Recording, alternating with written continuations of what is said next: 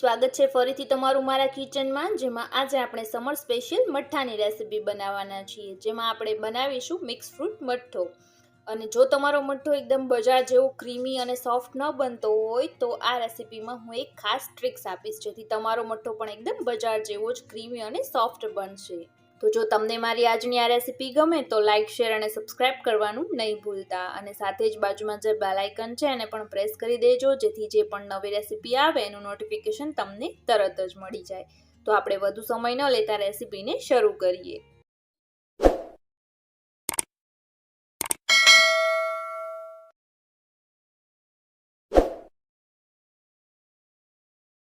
તો સૌથી પહેલા મિક્સ ફ્રૂટ મઠ્ઠા માટે આપણે દહીંના મસ્કાની જરૂર પડશે। અહીંયા મેં દહીંનો મસ્કો પહેલેથી જ બનાવી અને રાખી દીધેલો છે। જો તમારે તેની રેસીપી જોવી હોય તો મેં આગળ 2 રેસીપી શેર કરેલી છે, જેમાં એકદમ થીક અને મોળો મસ્કો કેવી રીતે તૈયાર કરવો તે તમે જોઈ શકો છો। તેની રેસીપી હું ઉપર આઈ બટનમાં પણ આપી દઈશ અને છેલ્લે એન્ડ સ્ક્રીનમાં પણ મૂકી દઈશ। તો અહીંયા મેં 1.5 લીટર અમૂલ દૂધ જે આવે છે ગોલ્ડ એ લીધેલું છે, અને એમાંથી આ મસ્કાને રેડી કરી અને રાખેલો છે।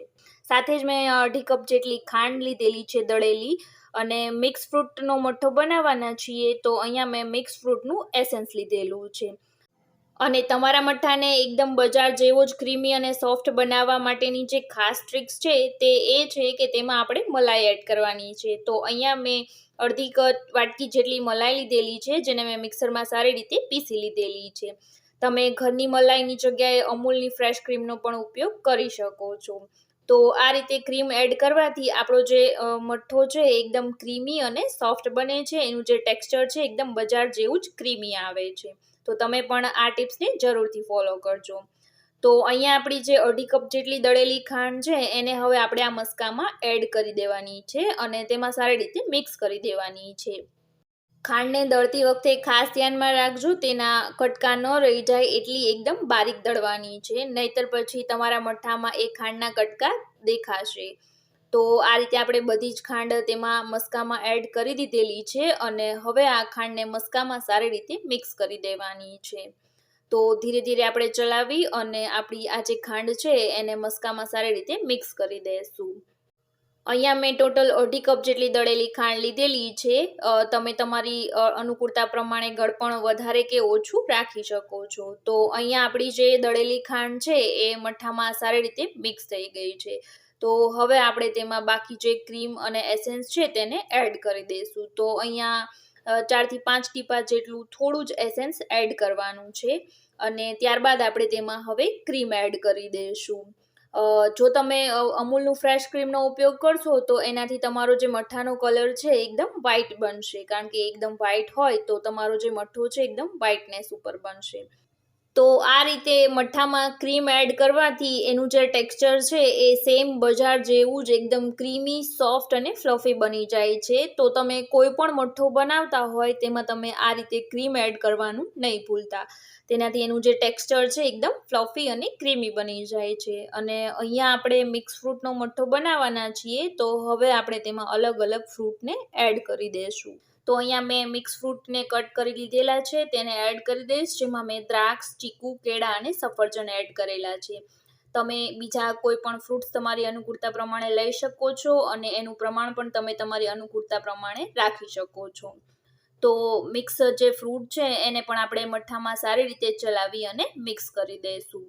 તો આપણો જે મિક્સ ફ્રૂટ મઠ્ઠો છે એકદમ બજાર જેવો જ ક્રીમી અને સોફ્ટ રેડી થઈ ગયો છે, અને એને પણ હજી આપણે 1 થી 2 કલાક માટે ફ્રીઝમાં રાખી દઈશું, જેથી એકદમ સરસ ઠંડો અને થોડો સેટ પણ થઈ જશે।